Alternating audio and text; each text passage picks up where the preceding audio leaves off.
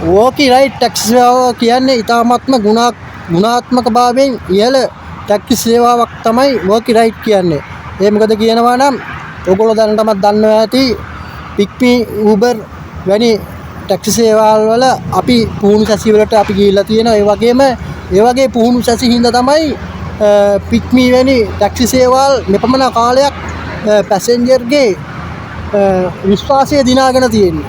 PickMe සේවාවේ passenger විශ්වාසය දිනාගෙන තියන්නේ මෙවැනි පුහුණු සැසි වලට ගිහිල්ලා රියදුරු මහතුන් මෙවැනි පුහුණු සැසි වලට ගිහිල් සහභාගී වෙලා ඒ හරහා ලැබුණු පන්දරය අනුව තමයි මචං මේ පික්මි ටැක්සි සේවාව පැසෙන්ජර් අතර ව්‍යාප්ත වෙලා පික්මි මේ තරම් ලංකාව පුරා ව්‍යාප්ත වෙලා තියෙන්නේ. හැම පැසෙන්ජර් කෙනෙක්ම ලංකාවේ මේ පික්මි සම්බන්ධ කරගෙන තියෙන්නේ මේකේ ගුණාත්මක භාවය හින්දා. ඒ කාරණයක් තමයි මේක නිදසුනක් දෙන්නම් මම පික්මි ආවා කියලා. එතකොට Uber ආවා කියලා. ඊට පස්සේ යෝගෝ ආවයි. නොඑක් ටැක්සි සේවාවන් ආවා මචං. හරිද? එතකොට ඕගොල්ලෝ දන්නවා ඇති මේ පික්මි වලට වඩා ඉස්සලා කැන්ගරු ටැක්සි සේවාවක් තියෙනවා. ඒකේ ගුණාත්මක භාවය කියනවා නම් ඒකේ ඉන්න එදා ඒ කාලේ හිටපු පැසෙන්ජර්ලා තාමත් කැන්ගරු ටැක්සි සේවාවට අඩු වෙලා නැහැ. ඒ ටැක්සි සේවාව හා සම්බන්ධ පැසෙන්ජර්ලා තාමත් කැන්ගරු ටැක්සි සේවාව භාවිතා කරනවා. අන්න ඒ වගේ හොඳ පන්නරයක් ලබලා දීලා තියෙනවා මචං කැන්ගරු ටැක්සි සේවාවේ රියදුරන්ට. හරිද? ඒකෙන්ද මොන ටැක්සි සේවාවක් කැන්ගරු ටැක්සි සේවාවේ තියෙන ගුණාත්මක භාවය නිසා ඒකේ හයර් ප්‍රමාණය කැන්ගරු ටැක්සි සේවාවේ සිටින් රඳවාගෙන තියාගෙන ඉන්නවා මචං. අන්න ඒ වගේ මේ වෝකි රයිට් ටැක්සි සේවාවක් කියන්නේ පැසෙන්ජර් කෙනෙකුට දෙන්න පුළුවන් ඉතාමත්ම ගුණාත්මක සේවාවක් තමයි මචං මේ වෝකි රයිට් කරා මේ පැසෙන්ජර් කෙනෙකුට ලබා දෙන්න සූදානම් වෙන්නේ. ඒ වගේම රියදුරංගන ඔයාලා අපිට මේ ටැක්සි සේවාව හරහා වෝකි රයිට් ටැක්සි සේවාව හරහා ඉතා විශාල වරප්‍රසාද ලැබෙන්න නියමිතයි. ඒගොල්ලෝ ඒකට සහභාගී වෙලාම බලන්න ඕන. ඉතින් ඕගොල්ලෝ දන්නවා ඇති මම මේක කියන්න මූලික හේතුව උනේ අපි පික්මි ආරම්භයේ ඒ පික්මි හරහා මම නම් පික්මි එකේ පුහුණු සැසියට විතරයි ගියේ. Uber එකේ ගියේ නැහැ. Uber එකේ අපිව කැඳෙව්වේ නැහැ. ඉතින් ඒ පික්මි එකේ පුහුණු සැසියේදී අපි විවිධ පැසෙන්ජර් කෙනෙක් ගන්නකොට අපිට අපිව දැනුවත් කරන කරුණු කාරණා එක අපි තාමත් ඒ ටැක්සි සේවාවේ නිරත වෙලා ඉන්නවා. පික්මි එකේ මේ පැසෙන්ජර්ලා අපිට කම්ප්ලේන් දාන්නේ නැහැ. මොකද අපි මචං බුලත් විල කනවා. ඒ බුලත් විල කෑවත්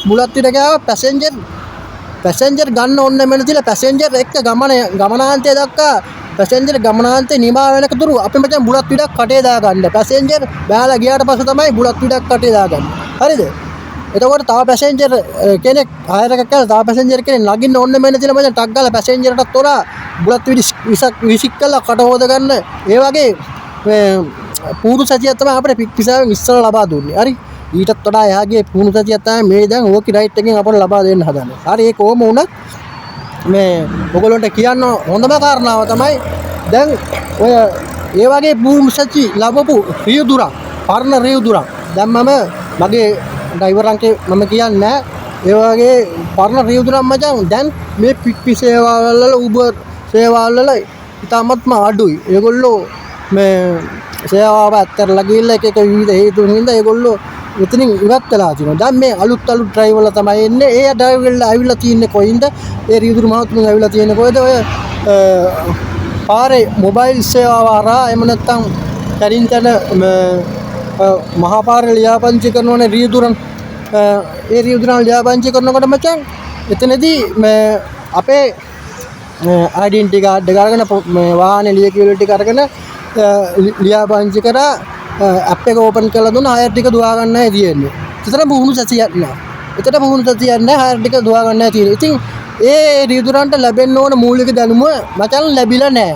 එතකොට තමයි අර කොට කල්සම ගහගෙන බීඩිය ගහගෙන සිගරට් එක ගහගෙන ඔයගේ ගහගන්න ගියාම මචං අනිත් එක එදා දවසේ හයර් කරලා මාන්සුනාම් මචං ඩ්‍රින්ක් එකකුත් දාලා එහෙම ට්‍රීවිල් එකේම නිදාගෙන ඩ්‍රයිවර්ලත් ඉන්නවා. හරිද? අන්න ඒ වගේ අයගේ මචං ඊට පස්සේ ඉඳන් උදේ පාන්දර පොර නැගිටලා ඩ්‍රයිවර් නැගිටලා වතුර බෝතලේ මූණ ටික ඔය උදාගත්තා ඇප් එක ඔන් කරා ඊළඟ හයර් එකට ගියා මචං උදේ පාන්දරේ හයර් එකට උදේ පාන්දරේ හයර් එක ගත්තාම පස්සේ අපේ පැසෙන්ජර් මහත්මයෙක් කරේ මහත්මියක් කරි ගන්න ගියාට පස්සේ රීදුරාගේ ස්මෙල් එක කෙලින්ම පැසෙන්ජර්ට වදිනවා මචං. හරිද?